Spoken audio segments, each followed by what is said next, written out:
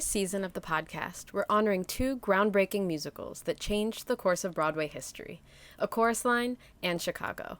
Both are celebrating their 50th anniversaries this summer.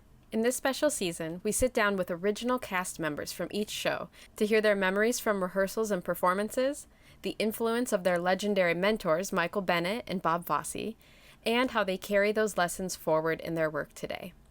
These are first-hand stories from the artists who lived it and danced it 8 times a week. All month long, I'll be sharing historical content about both shows. Be sure to follow @Immortal Icons of Dance to see vintage photos, behind-the-scenes footage, and excerpts from past interviews. For the full experience, you can visit The Vault on our website, immortaliconsofdance.com/vault. I hope you enjoy this season of interviews and join me in celebrating the legacy of these truly immortal icons of dance. Oh, before we dive in, I wanted to give you a quick heads up. In these interviews, we're often using shorthand, Broadway or dance insider language. You'll hear us use first names without last names, or maybe mention a song by its nickname instead of its full title. These episodes definitely aren't a beginner's guide or Broadway 101. It's a conversation between dancers for dancers. So if some of the references fly by, that's okay. It's part of the beauty of these conversations. Dancers being able to open up to another dancer without having to over-explain themselves. I hope you still enjoy the spirit of the conversation as much as I did. Donna McKechnie was born in Pontiac, Michigan in 1942. She trained in ballet and jazz and moved to New York City as a teenager to pursue a career in dance. She made her Broadway debut in How to Succeed in Business Without Really Trying in 1961 and went on to appear in major productions including A Funny Thing Happened on the Way to the Forum, On the Town, and Promises, Promises, where she first worked under choreographer Michael Bennett. Prior to this, Michael and Donna had met performing on a variety show called Hullabaloo in the 1960s. That was when Donna first recognized Michael's unique talent as a choreographer. Donna's professional and personal partnership with Michael played a central role in her career. She starred in his groundbreaking productions of Company in 1970, Follies in 71, and Seesaw in 73, before originating the role of Cassie in A Chorus Line in 1975. Her performance of The Music in the Mirror became a defining moment in Broadway history and earned her the Tony Award for Best Actress in a Musical. The role she originated blazed a trail for dancers after her, dancers who saw themselves as actors and singers too, not just background dancers. The 10-minute scene, song, and dance was a tour de force that set a standard of excellence for dancers to aspire to achieve for generations after. Beyond A Chorus Line, Donna has continued to perform on stages around the world in regional theater, concert work, and her one-woman shows.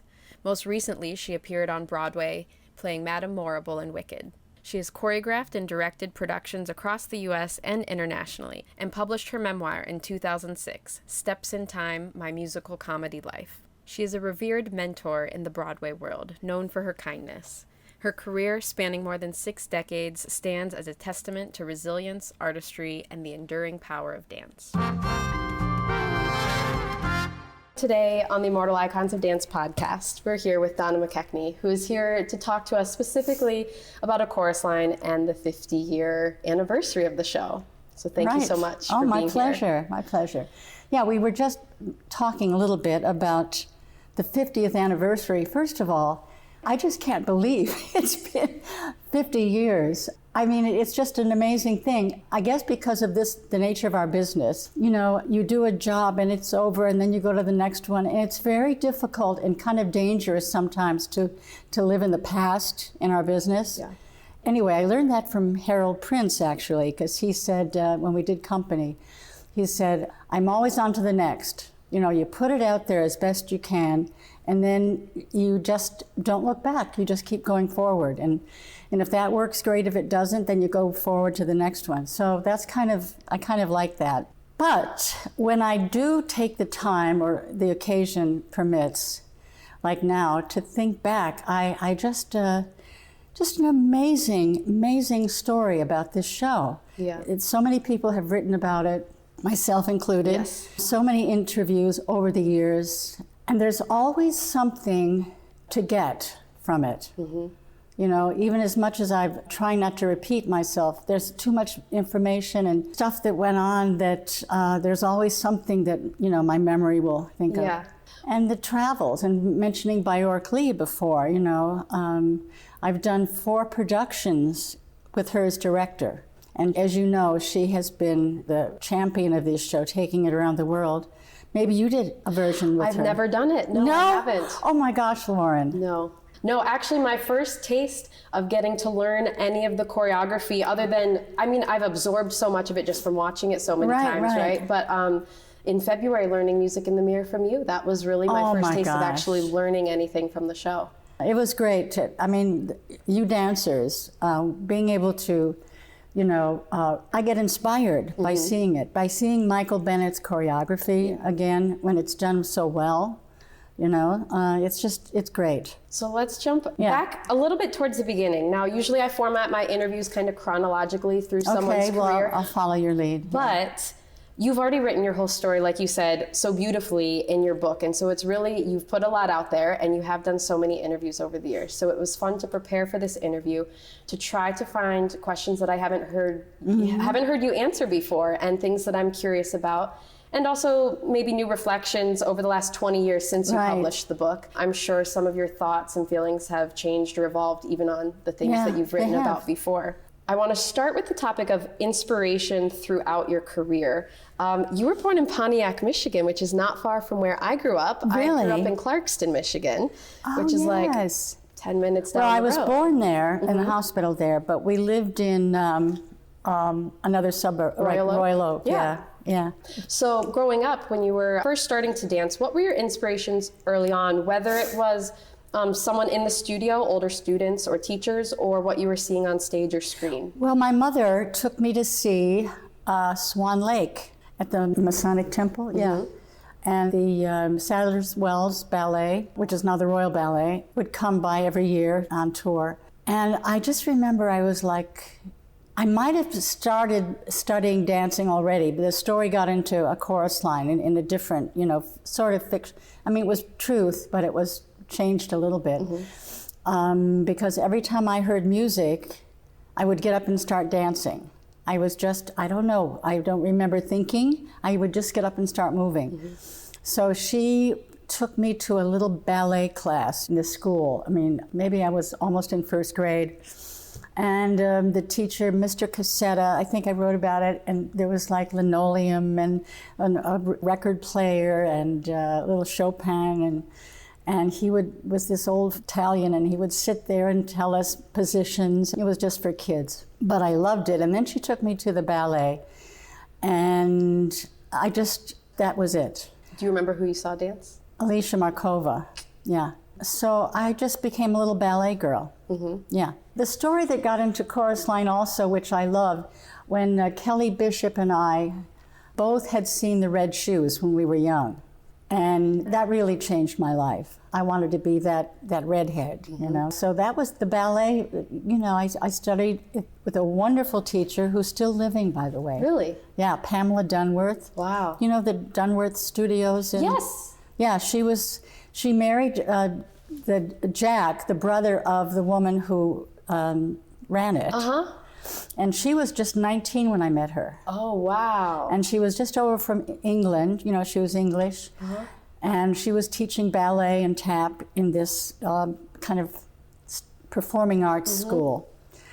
And I just loved it. She was just so, like, such a romantic figure. She was just so beautiful, and she was just so refined. And yeah, so she had a whole career and a family and everything, and still lives in Dearborn. Yeah, wow. Small world. So yeah, so that was great. Going to school, you know, I didn't like it. I was a good student, but I just wanted to dance. So I had one of those childhoods where I was, you know, when you say about years later you think about these things, I'm very grateful. I was a difficult teenager in that I got this job, and I wrote about it, where I said, I got this job and it's $75 a week, and now they let me do the shows in the Cass Theater in Detroit to get my equity card. I was still, you know, in high school. But when the director called me to do this little tour, for 6 weeks, rehearsing in New York and then touring. They said no. So it was a big fight, and I ran away. I was very dramatic. For years and years, I just felt the burden of the guilt of doing that, because it was really upsetting, if you can imagine. Those teenage years, I just thought, it's the only chance I'll have to get out. So I was able to get work after I did the concert tour, and it enabled them to feel a little more relaxed with me being able, because all they wanted really was for me to be safe and take care of myself. And so when I got my first Broadway show, How to Succeed, they came to see it. And for me, it was really rough. I had to learn as I went, and I wouldn't change a thing really, maybe a couple things. But when I got my first Broadway show, at least I knew that I had to study voice and acting if I wanted to have a career, because by that time I fell in love with musical theater because it was so wonderful. And I was lucky to work with the people I worked with, and so I took my was $166 a week and studied voice and acting and just, and I was lucky that the show was, a big hit. Yeah. Because I stayed there for 2 years. Wow. So in your early years in New York, who were the artists that inspired you, and what kind of kept you moving forward, besides your own passion within it, but what were the externals? Well, Chita Rivera, I said this in an interview lately, that she was my first vocal coach, really. I bought the Bye Bye Birdie album. And I played it till you couldn't play it anymore. And I sang along with her because I was just a student, really, learning how to belt. And I sang along with her. And so without knowing it, she gave me a lot of confidence and direction. And she inspired me to be able to, when I think Birdie was the first show I saw. Oh, Gwen. Gwen was our dance captain in How to Succeed, in that she was between shows. I mean, she was a big star. And Fosse came in to replace the first choreographer, Hugh Lambert. And they hadn't done any pre-production work because it was all new. So Gwen came in to help him, and so she was like the assistant, which she loved doing with Jack Cole, was her mentor. And I was just enthralled. I was just in awe of them, both of them. Yeah.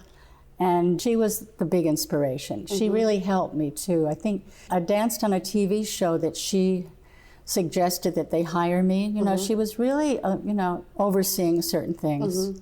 You're already answering the question, but I kind of want to word it in a different way. As I live in New York longer and get to watch particular artists up close more often and meet them and speak with them and learn from them, I have a new concept of what it means to be inspired by someone. For me, it's not just, I like what they're doing, but it's, I like what they're doing and it lights something in me that makes me want to be better, try something different. And it doesn't mean that you're trying to copy them, but there's an energy that you're trying to emulate or something like that. I agree with you. You pick people also that you can, not that you're competing or trying to mirror the way their career is going, because everybody's career is like this.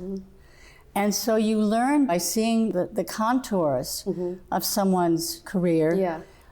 But you don't copy it, but you can learn a lot from observing and from somebody paves the way with something different and you go, I could do that.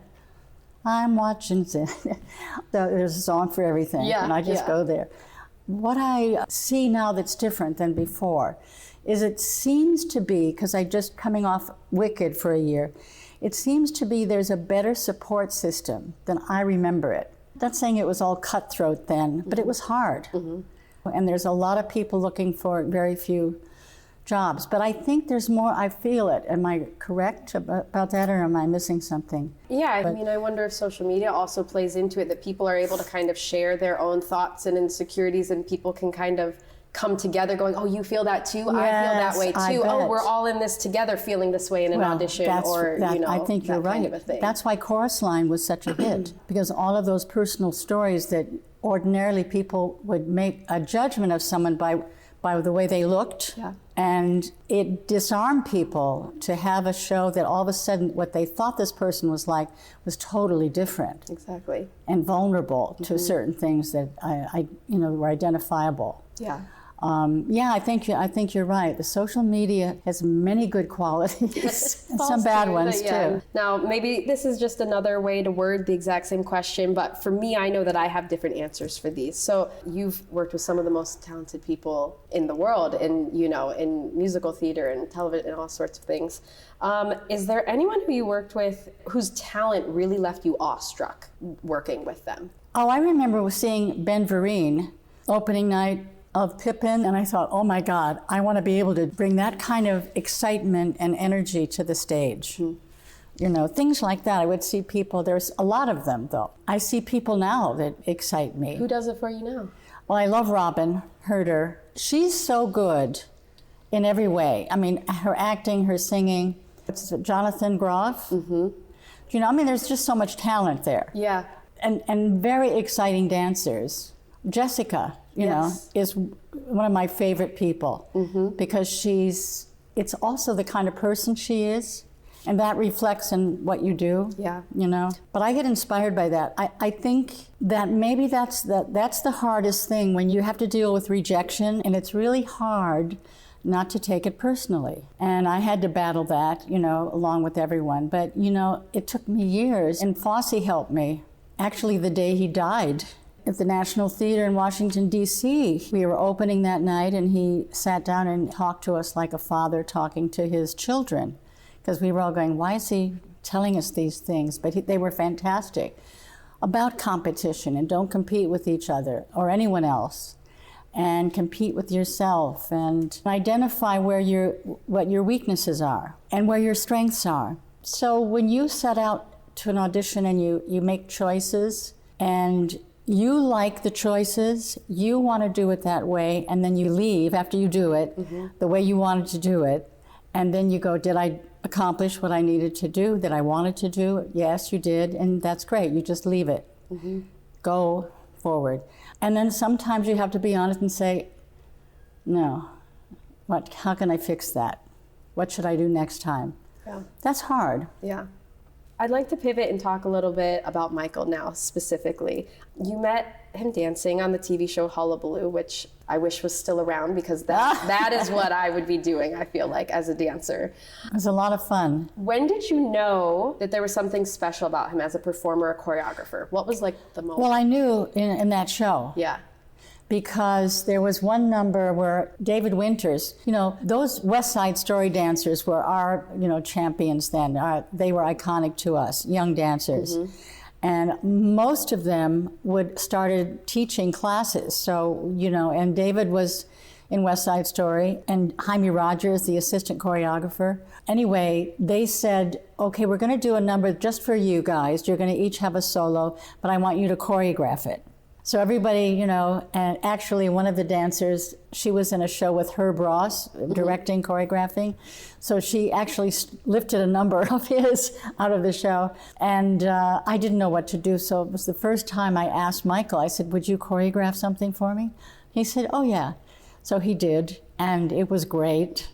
But I always knew that, and everybody that worked with Michael, like when he did shows, Here's Love, when he first started out, he was so serious about being a choreographer. He knew then, and he was so confident and had such a vision of what he was so serious about it, that he had a whole group of dancers that would kind of, they worked with him. And some of those dancers became part of that evening when we made the tape.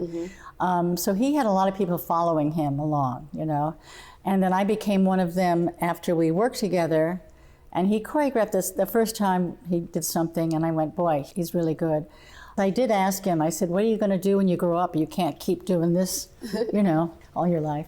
And he said, I'm going to be a choreographer. I went, ooh, don't forget about me. Yeah. What was his energy like in the studio when he was creating?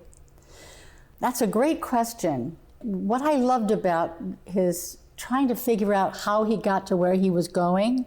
Sometimes it would be, like with a chorus line, he said, I hear 2, 3, 1, 2, 1, 2, 3, 1, 2, 1, 2, 3, 1, 2.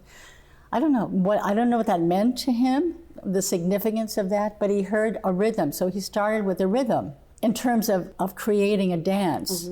But it was really tough going in the beginning because every time I've done a show with him and he choreographed something, it never worked the first time. It's like it had to be a big flop. And it was very nerve-wracking. I mean, I'm grateful that he didn't give up on me, do you know? Yeah. That he would come back and redo it, because a lot of people wouldn't have the courage or the desire to do that. So it's like starting out. And because I was an acting student, I was acting by then, of course, but we never discussed things like, what is this about? Which when I teach now, that's the first thing you ask. You say, how do I go about like this? You find out what the play's about, then the scene, the basic things.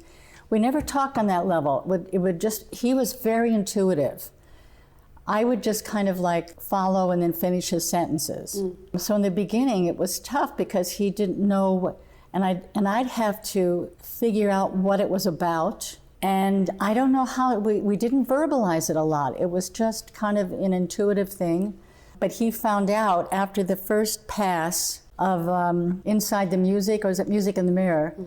After we did one version, Inside the Music, that didn't work, too ambitious. And then this one, he had it like I was like the star of the number and all the boys were. Yes. And because he wanted a big 11 o'clock thing. Yeah. And because it didn't line up with what the rest of the show was about, it didn't work. It was horrible. Of course, he saw it immediately and then had to go back and reflect on his own. Then he came up with She Has to Be Alone, because he had to go back and I thought that, that's kind of, it seems simple now, but it's kind of brilliant. But it is going back to the fundamentals, and it's kind of like working backwards. And he did that with a lot of stuff in the show. He'd make a wrong choice and he'd find out, well, it can't be that, so it's gotta be this kind of thing. Like in Company, that made me laugh because I was being Midwestern. I was very shy about any nudity. Yeah. I just didn't, it wasn't, I wasn't a religious fanatic or anything, but I was very, shy about that stuff. So I remember when he said, I've got to do something different because this show is so different. I was thinking maybe you could be like under a sheer silk thing, like coming down, and you would be, topless under it. And I heard that and I went, oh my God, I can't do it. I said, but and I tried to talk him into it. I said, Michael, you're going to lose the mystery if you, I was trying to talk myself, out of it and reason with him in a way. And then he dropped that one and he said, well, it's about when you're in bed after you've had this wonderful night with someone and you're alone, it's over and you're alone. Even though you're with someone, you're lonelier because you hear the ticking of the clock. When you're more aware of the ticking of the clock than you are and he said, you know what I mean? I said, no, I have no idea what you're talking about. And I didn't know what that meant. Of course, now I do.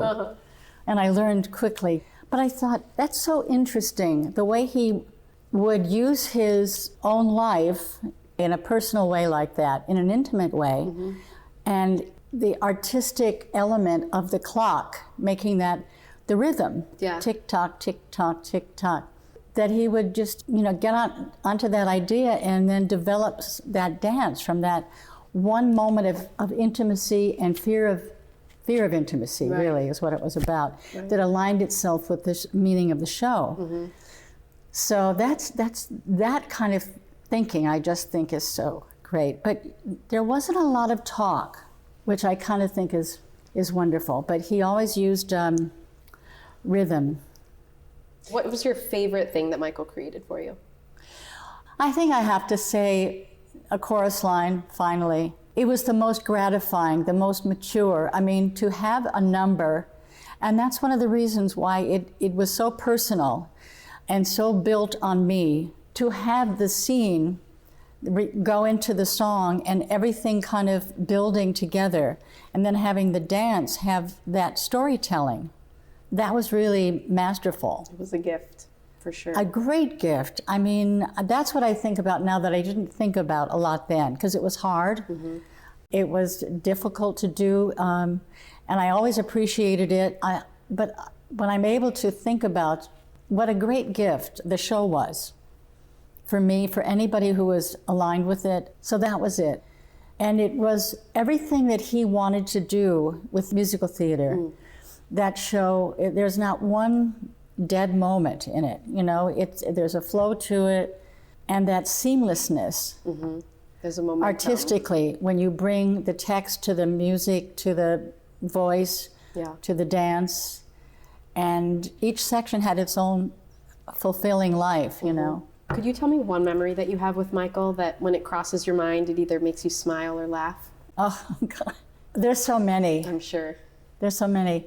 He was very talented as a dancer, and he had a great wit, very funny.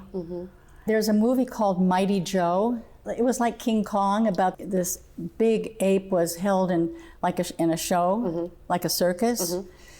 And I think that was the name of it. Anyway, it was one of his favorite movies, and he escaped and he enacted the whole movie one night.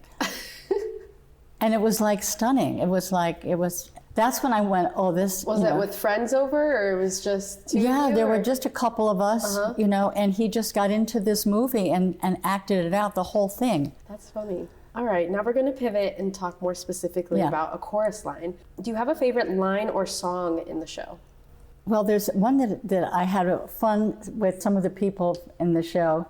Things were going difficult. We call each other and go, "You've come so far, but even so." The line that I love saying every night in the second part of the show, when Cassie says to Zach, "I want to do what I love as much as I can and as long as I can," when she's challenging him to take her into the chorus, let her be in the chorus. And he says, "You're too good. You know, you're special." No, we're all special. That whole scene is kind of wonderful. And to be able to say those words every night, I kind of felt that way, but I see it differently now. It's truly, I'm living that now.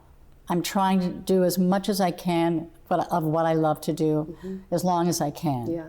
Do you have fond memories from backstage at the Schubert? Were there any backstage traditions that were unique to that show? It wasn't all fun the first time around. And I mean, we all loved each other. And Michael was a part of that too. He had this tendency in our workshops. It was really tough going sometimes. We had a great time. There was a lot of laughing, but there was also, like Jerome Robbins, he tried to put people against each other. You know, and I always resented that, because I thought, I paid my hard-earned money for acting classes. I don't need to be manipulated by even Michael, you know. But he left me alone, and I think of that sometimes. Because of the character, he left me alone. And we would get together after the rehearsal, you know, with Bob Avian and just talk about the day. I dressed with Bob Lapone and Trish Garland, and that was fun. And I loved working with Bob Lapone. But it was tense with us too, because he felt that Michael and me, it was like some kind of, I don't know, because he did the magic show and he had the same dynamic with the director and his girlfriend, you know, there. Anyway, but there was kind of tension. But what was great in my life was to come back 10 years later, after Bjork said, "I want you to do the tour." And she gave me 3 months to get back into shape. And I came back to the Schubert 10 years later with a new cast. And they had, of course, been replacements. They didn't have an opening night because some of these, you know, the show had been running for a long time. And anytime somebody new went in, the New York Times didn't come, you know, review them. So when I came back, it was newsworthy enough for everybody to get an opening night. And that was fun. And because I was from the original coming back into a new company, there was a lot of affection, a lot of support. They were happy. You know, they were working in New York on Broadway. They lived in New York. You know, they were having a great time. Yeah. So that was I was given the chance to have it, you know, that experience and kind of rewrite history. Yeah. A little bit. Yeah. Besides members of the cast, were there any crew, musicians, or wardrobe people that you had good relationships with? Oh, yeah. Yeah?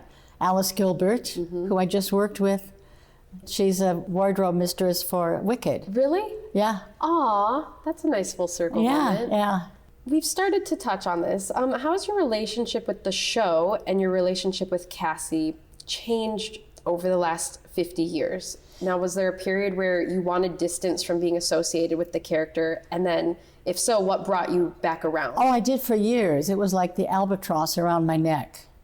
Because it was like in the beginning, I didn't mind it so much because I was busy working, but it was chorus line fever. It's kind of what Wicked went through, and they're still going through to a degree with the film and everything.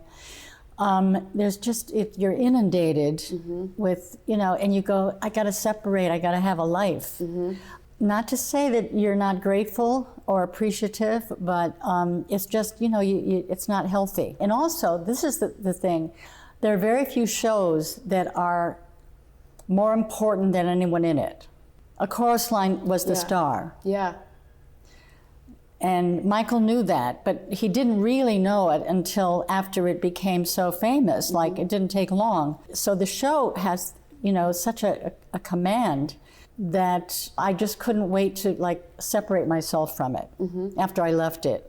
And then all the loss in my life, my father died. Michael and I had gotten together in a relationship that I never expected would happen in a million years. But we loved each other.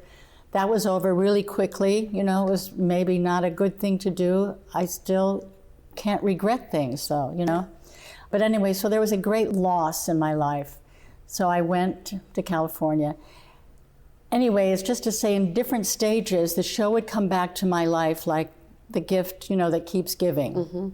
And that's where Bjork Lee came in and said, get yourself together and we're going to go on tour and then we're going to go to Tokyo and Paris. And I went, yeah. And then I ended up in New York for 8 months instead of 8 weeks. And it was just a beautiful way to come back to the show and really be more of a mature person. I might have mentioned it in class about Cassie, the character, and myself as well then, I wasn't a whole person as I wanted to be. I was very fragmented in ways. All the years of just trying to survive, things were not harmonious. Yeah.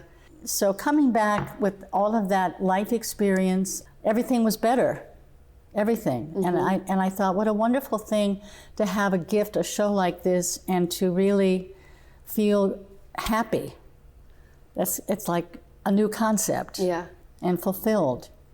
And then it's like I left that situation and moved forward, like I said in the beginning, just going forward, and chorus line never leaves. And I stopped resenting it. Not that I resented it in the beginning, but I sort of did. I mean, we all did.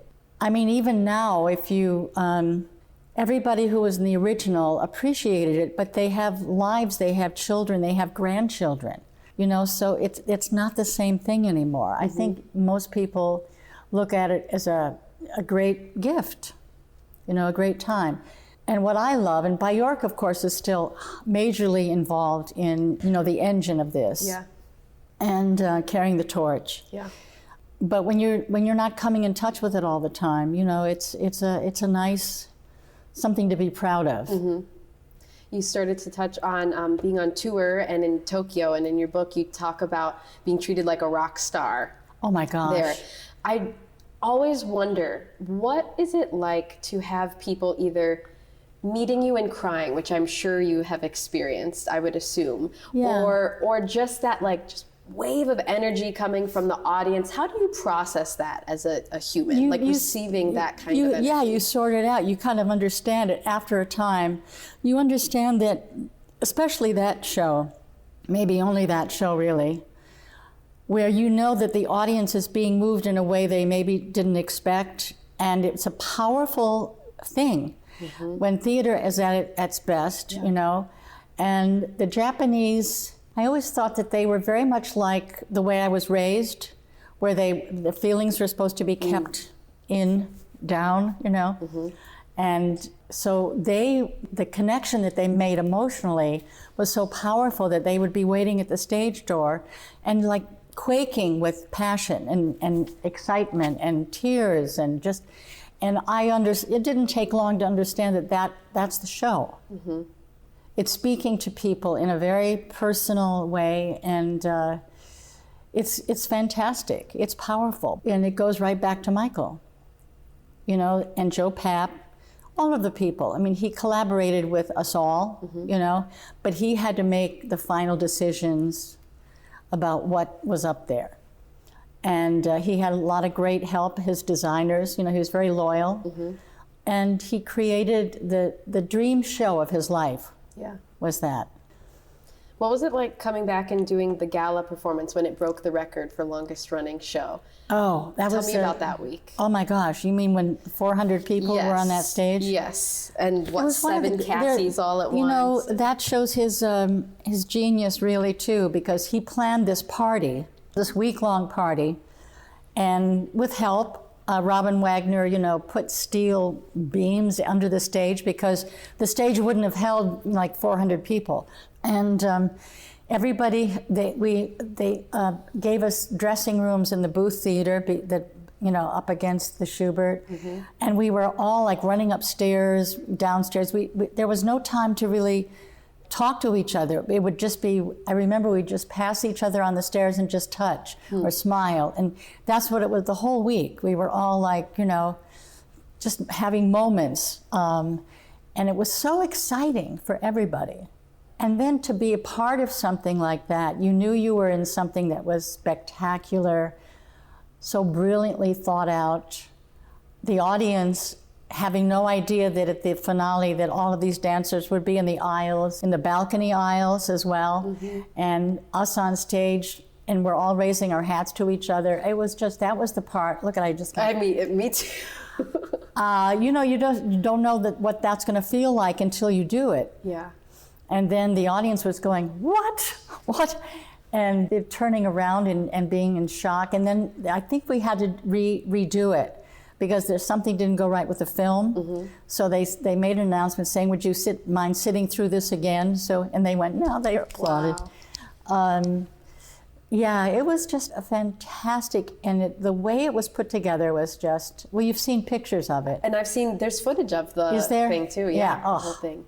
It was just brilliant, the way that the Paul monologue, just for example, they were all in different languages. I think it was, Deanna was done in Japanese, I think, and another scene in German. Mm-hmm. And Paul, there were 12 Pauls, and they each, the way Michael staged it, they're all kind of in a group, and they keep turning and finishing the lines and doing different, doing a monologue that way with 12 people. Mm-hmm. I mean, that was really moving. I just feel like you would have been in tears the whole week, everybody. I feel like you would have just been a mess. It was just awesome. I mean, that word, I know everyone uses that, but it was, you're just walking around. And then of course, the finishing touches, the PR was up, they had the LA tents, the white tents. Mm-hmm. All of Schubert Alley was covered, and they had all the buffets, the drinks, after the show, and it was just, when I went back home to LA, where I was living, and I would go up for auditions or in offices, that's where you audition. Everybody, they didn't want to hear my audition. They wanted to know about that party. It was like everybody was so interested in that party. And there hasn't been anything like that since. My listeners from the podcast, they've heard me say this many times, but if I had a time machine, the first place that I would go would be to that gala performance. Oh, yeah. The first time I read about it in talk about immersive. It was so immersive, yeah. Just the finale specifically is what just thinking of it, it gives me chills, and then hearing you retell it, and it's like, that's the one thing that I wish that I could go and when back you in think time of to it, see. When you think of it, every number, every turn, he created something different and new and level, like levels of richness. And yes, because the audience sitting there, we didn't know what it was going to be like, but he had everybody coming up on stage and going, and filling in, and when the original, I don't know how this happened, Oh, we replaced In the opening number? Yeah, the opening number. And when we walked, and then we walked down in the dark and went like this. And the audience had that silent, if you've seen it, there's like this split second where, what? Yeah. What? Yeah. And that was fantastic. And we're just standing there, remember, it's going on, and we're going, we're starting to look at each other like this, behind the picture. And it just went on. I went, okay, we'll just hang in there. Like 21 or something like that counts. I don't know. Never before or since. Crazy. We've done that. And then everybody lining up, one line after the other in the finale, and then bump, bump, the hats all together. Yeah, it was fantastic. It can be hard for some dancers to watch themselves on video, but those records are very treasured by many of us. Are there any recordings of yourself that you feel proud of that feel like accurately capture the essence of the Cassie number? Not really. No? No. I mean, there was one when I came back in '86, but the tempo was so fast that it wasn't good, because I came back and, it's a lot easier. You don't use your plie when it's easier. In other words, you just kind of glide through it without any real distinctive, strong moves. I mean, and his choreography, you have to get into the floor. And that was filmed, of course, everything. And so that's out there. Some of it is okay, but it's not, And the original, you can't even see it, and it's different. It evolved from that. So different, yeah. There's nothing real, I can't think of one. But I'm harsh, honestly. Yeah, I'm very critical. Yeah. When you hear the music in the mirror now, when you hear that song, what feelings bubble up inside? What does that do to the cells in your body? Yeah. Does that bring back that muscle memory is still there, Yeah. except for a couple of steps in the beginning.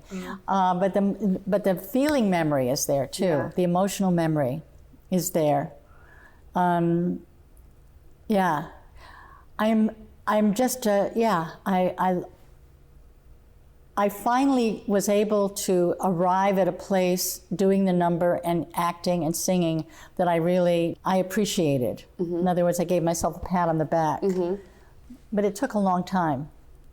But I do, when I was putting my own one-woman show together, of course I did that number. I did Inside the Music first to set it up, and then I did Music in the Mirror. And people, loved it. And I, at one point I went, I have to sing it again. And someone, because Andrea McCardle, of course, when she would do her shows, we did State Fair together. She goes, I got to sing tomorrow. I have to sing every time I get on stage. And then someone told her that, Carol Channing told her that, a song was written for you. Do you know how many people that happens to? Right. So I went, yeah, that's right. We got to, Yeah. I was just listening yesterday. I saw an interview. Someone was asking Joe Jonas about what's it like, you're in your 30s now, you're singing songs that you wrote when you were 16, 17. How do you kind of reconcile that when that's what your fans want to hear, but you don't really identify with those emotions or lyrics anymore? And he said that he had gotten to a place where he understood, when he goes to a concert, seeing a favorite musician with a favorite song that has a certain emotional connection to it, it's you want to hear it the way that you know it. It's it means something to you emotionally. And so he's gotten to the point where he realizes that his old Jonas Brothers teenage years songs, that they're not his anymore, they're for the fans, and he's doing it. It's for them to have that experience of getting to hear it the way that it means something to them, rather than putting a spin on it or making it a remix.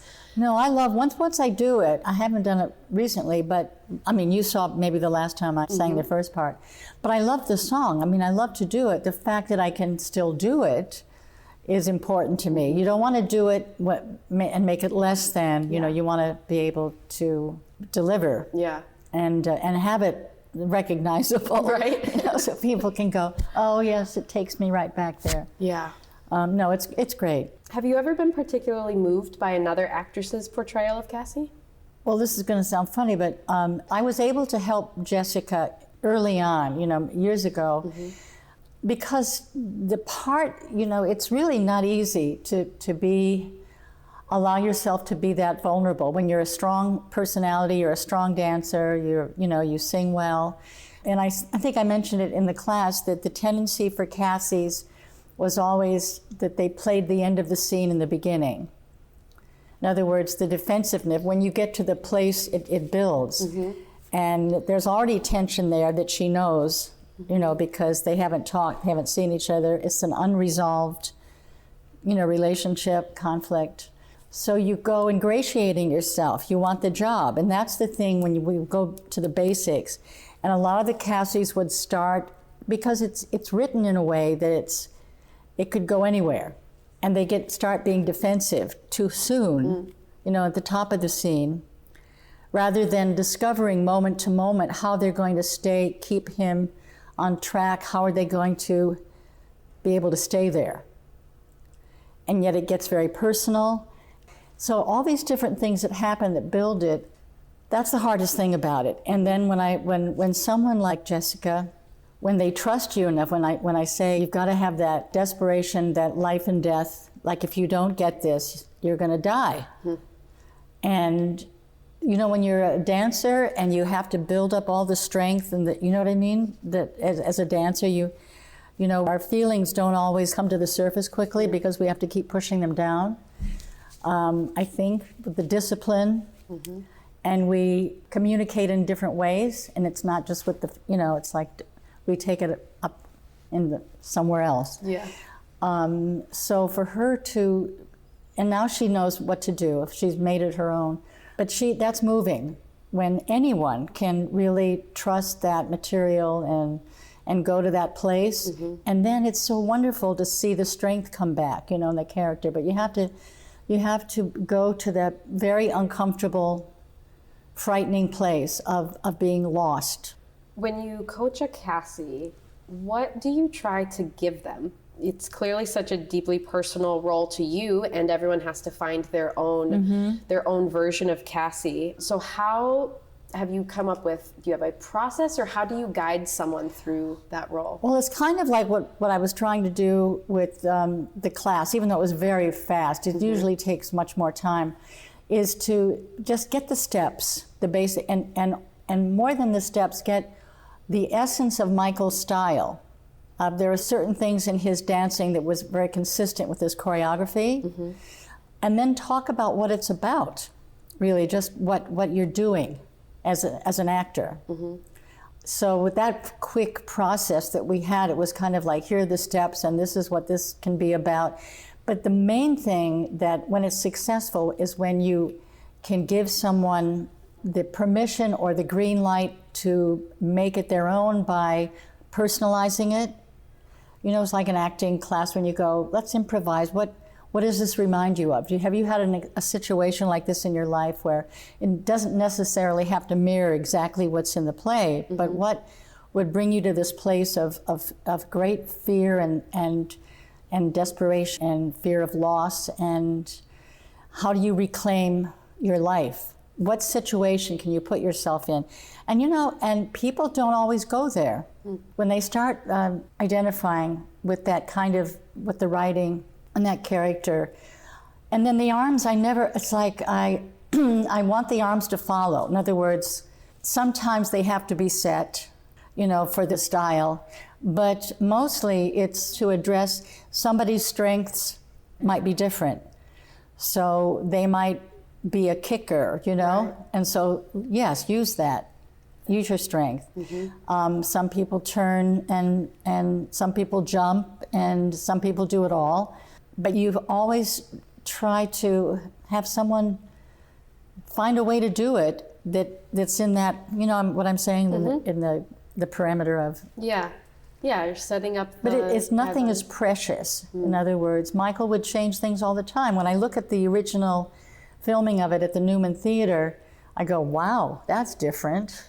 This is before we added this or that, So it's not about that. It's about what you're doing, what it's about, the emotional life. Mm-hmm. It's like when she was training me to do Sweet Charity, mm-hmm. she knew all the versions. And she said, now I can't do the imitation of everyone does her voice, but She said, now there's Annie's version, Debbie Allen's version, and she said, and my version. And I said, I'd like your version. Yeah. But she had it all because she knew that they would all work. They were all inventions that fit that person. Mm-hmm.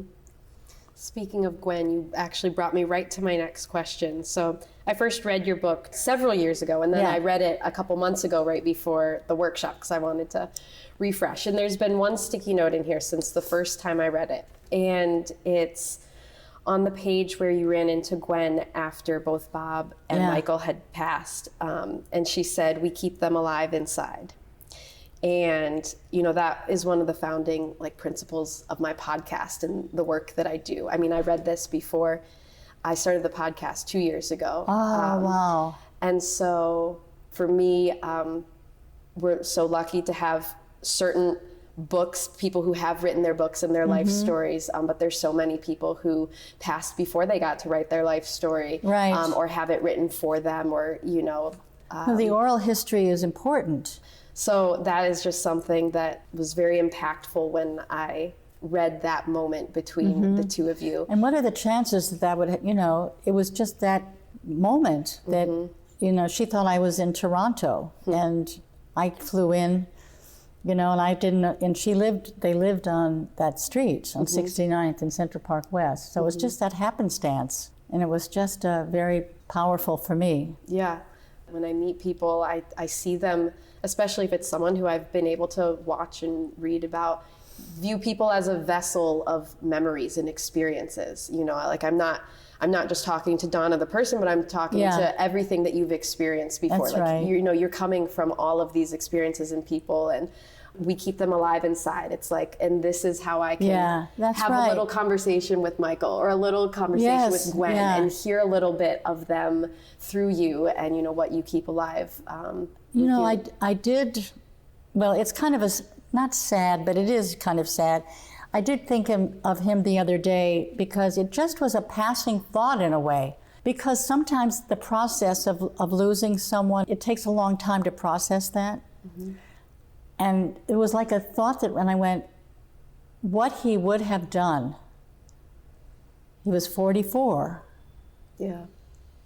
I'll be 83 in November, you know, and I'm going, all those years, what, and it's not that I never thought of that before, but it's like a whole new realization about the great loss of so many people, but his genius, you know, that all the work that he would have done following all of his, because he learned every time he did a show, he took it to a new level.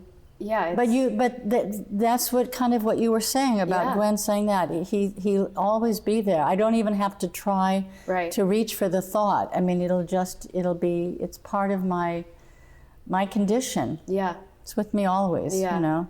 You know, another part of my idea for this podcast to begin with was also just being in the studio with people. You know, when Fosse Verdon Legacy started having open classes, and I one time took a class from Suzanne Farrell. She taught at Steps, an open class. Wow, what was that like? It was, I'm hearing corrections and I'm going, oh my gosh, I'm hearing a little bit of George Balanchine speaking right to me. I'm getting a correction on my tendu right now from Suzanne Farrell. And all I had to do was pay $22 to be in here, right? Like, what right do I have to be in this class? And yet, how can I say no to it? You have that important right. You have every right, And because that's what we do. I mean, you know, that short time that we're here in life, but also as dancers, and to be able to touchstones. Yeah. And passing it on too, which is why I love seeing, it's like I can't wait to see you again in August if you come, to finish the dance and see everybody do it. And that's another way of keeping him alive too. Right. And everybody's really learning something from doing that choreography. Well, and so much is we communicate, yes, through dance, but also like the stories that we think of. Like, you're going to say something different in the studio while you're teaching us than what you're telling me right here, because it's the movement that brings it back out of you that, you know, makes you recall certain things. The thing I didn't talk about before, because it was so kind of fast, is that when a dancer gets really into that, that it's going to be such a rich experience, because your own emotional life is going to take you from this place to, because that's how it works. You go and you get other ideas and you fill in the storyline that's your character's life. And it just gets richer and richer, and you can do it for, you know, something that's written that well and done that well, is you can do it for a long time. Yeah. All right, we're going to wrap up with one more question. So the character that you helped to build in Cassie has meant a lot to very many people. It's had a very emotional effect on people. I have to imagine that you've met people who have been very emotional in being able to share their story with you, or how Cassie impacted them, either because they performed it or saw you perform it. What does it mean to you to see the impact that this role has had on generations of dancers? Because you were talking about Cheetah and Gwen and people paving a path, and this role has created such an opportunity for so many dancers to step into their full power as not just a dancer, but honestly, I remember when I did it on Broadway, I remember thinking, this will be a dance for the ages. In other words, I didn't own it. I didn't for that moment, every show that I did, but I knew it's like the show A Love Letter to Dancers that Michael created. That was it was for himself. But yes, and also I think that number, the way it's built, gives the actor a chance to take that journey of someone reclaiming their life, not just as a dancer, but as a person. If you do it, it's very gratifying when you can have a beginning, a middle, and an end. Then you start with these fragments, and then you build the confidence, and then by the end you're soaring, and it's all danced out in the story. It's a very fulfilling, and it's very fulfilling for the audience, but for the artist, it's very complete. And you learn from anything that's built that well. You always become better as a performer, don't you think? It informs you so that when you do something else, or if you originate a role, which is the very desirable thing to do, you have a reference of what something can, even if it's entirely different. Yeah, I've talked with former New York City ballet dancers who their whole life was, specifically talking about Serenade, and how that ballet was Balanchine's, every dancer, every corps member who goes into the company and does Serenade for the first time, that ballet trains them to be ready for the rest of Balanchine's rep. So, you know, what you're saying, that going through the process of this role changes you as an artist and prepares you for other things and makes you ready to originate things, or just kind of know how to access that part of your humanity. Right. So I just think that's interesting. I'm a little jealous of you being in that theater every night, seeing ballet. It is a huge blessing. I skip to the theater every night. Yeah. Oh my gosh. Being able to see that repertoire every night with different casts and premieres and debuts and everything. So, well, this is great. You're so good. Well, thank you so much. Thank you for being here.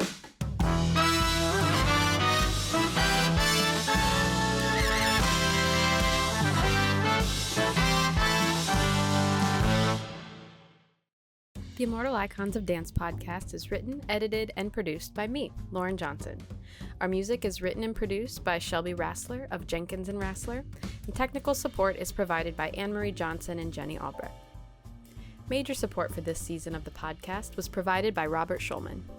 I also wish to thank sponsors Zahif, Jenny, Margarita, Natalie, Mary, Liz, Jean, and Denise. If you'd like to support the work being done here by Immortal Icons of Dance, visit immortaliconsofdance.com/donate.